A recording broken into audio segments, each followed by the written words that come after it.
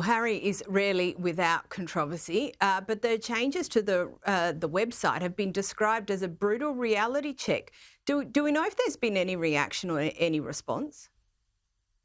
No direct comments, Caroline, and I think that we've seen Harry putting on a brave face on it. Look, this happened 3 years ago, but it does just give us, as I was saying, this very visual representation of just how much their status has changed and how they really are no longer, although the Queen and the late Queen and the King always insist they're very much loved members of the family, they're not working royals and they're not considered to be as important in the pecking order as those more minor royals because they're not working for the royal family now. And obviously there is a lot of disquiet and a lot of tension around the attacks that have been coming from across the pond. And I think although Buckingham Palace would say that this was just part of the editing process and updating following the death of the late Queen, obviously, to see any reference to Harry as His Royal Highness strip does say a lot about where he stands now. Now, we've seen some pretty interesting polling this week about the popularity of Charles and William in the US. Can you give us a run through of the notable results?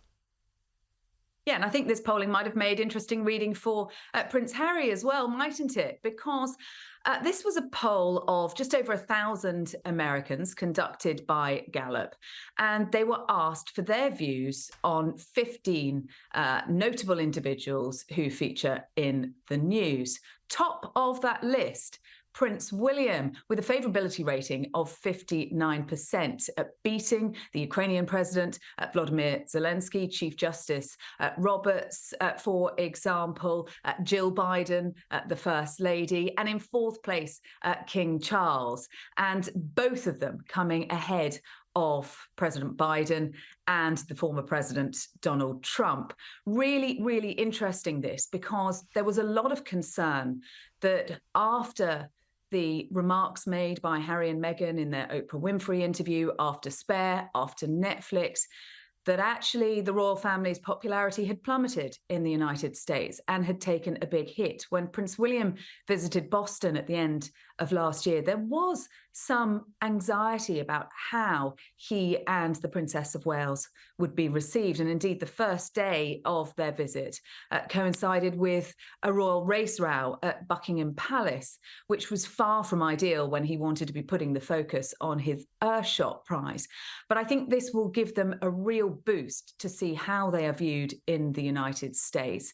And the timing of this also very good for them, because Prince William due to be in New York in September.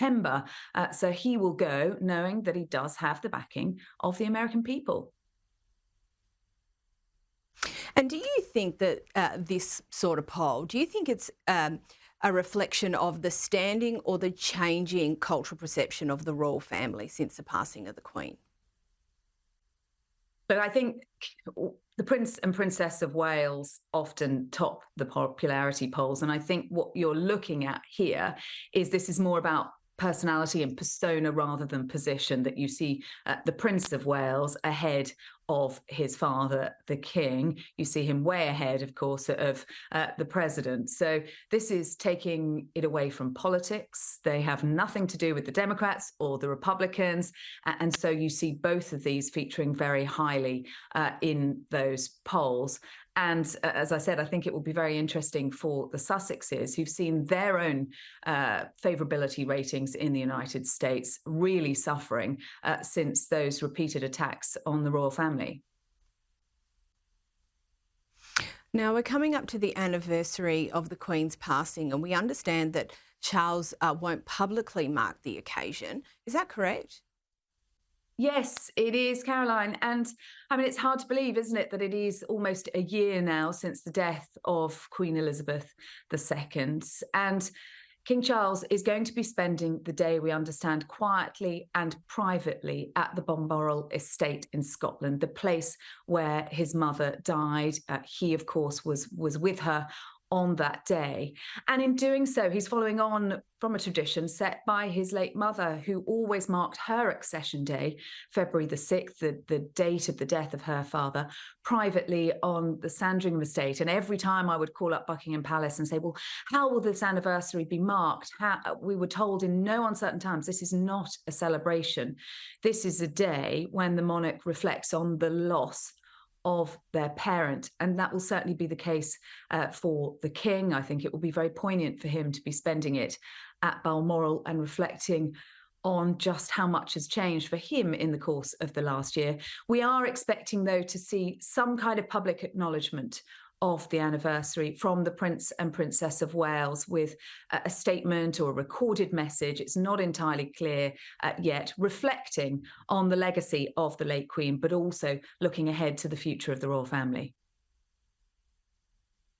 Now, we read in the news this week that Kate has been patron of Place to Be for 10 years. Can you tell us what this organisation does and how it fits in with Kate's theme of patronages? Yes, Place to Be is a charity providing mental health support for children and young people through programmes that are rolled out into schools. And Kate became a patron in 2013, the year that she became a mother to Prince George. It was one of her earlier patronages, and it has had a huge influence on shaping the work that she has gone on to do as the Duchess of Cambridge and now the Princess of Wales, because it was 3 years after she joined Place to Be that she, William and Harry founded Heads Together, the mental health campaign designed to tackle the stigma around talking about mental health challenges. And all of the work that Kate has gone on to do subsequently has been around those areas: mental health support, the early years, trying to give children and young people the best possible start in life. And what she has learned through her work in Place to Be has certainly been very much fundamental to all of that. Now, we know the royals are currently at Balmoral, but they'll be back on full duties before we know it. The King hasn't been overseas much since taking over as regent, but we understand he has a trip planned to Kenya.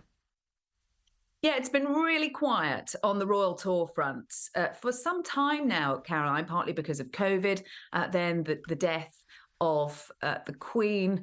Part of the King's visit to Europe was cancelled because of rioting in France, you might remember. So there's been a lot of questions around where he might go and which Commonwealth nation would be the first to receive a royal visit. And it is going to be Kenya in the autumn of this year. Kenya, a republic, but considered to be a very important Commonwealth nation. And it is also in Kenya where Queen Elizabeth became queen when she discovered the news of her father's death. So it plays a very important role in royal family history as well. And that has been selected for the King's first visit. As for Australia, that is penciled for 2024, due to coincide with the Commonwealth Heads of Government meeting in Samoa, which the King is going to be attending, and to coincide with the bicentenary of the New South Wales Legislative Council. So I think we can safely say that's a likely date to be in the King's diary. Well, we hope so. Now, I'm an unashamed fan of the Princess Royal. I think the royal family could do with half a dozen of her, frankly. She's due to celebrate her 73rd birthday, and she's had a little bit to say.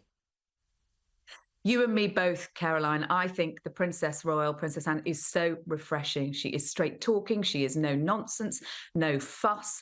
She gets on with it. She is the hardest working royal last year and for many, many years indeed. You might remember last year her visit to Australia. She travelled 25,000 miles, carried out 20 engagements in 4 days with just one member of staff with her. Rather a smaller entourage than we often see for these royal visits. But yes, she gave an interview to mark her 73rd birthday. And she was asked in that about the prospect of a slimmed down monarchy, something we've talked about a lot, something that was thought to be part of King Charles's plan.